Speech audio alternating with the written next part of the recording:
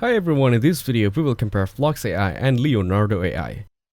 FLUX AI and LEONARDO AI are powerful image generation tools with different needs. FLUX AI is designed for teams who want to work together on image creation in real time. It allows multiple people to edit and guide the same image at the same time, which is great for group projects. Although it does not offer as many artistic styles as LEONARDO, it is very fast and useful for quick changes. Overall, FLUX is perfect for projects that require rapid prototyping and collective input. On the other hand, LEONARDO AI is powerful for creating high quality and detailed images, especially for games and creative artwork. It offers a wide range of styles and allows users to control how the final image looks.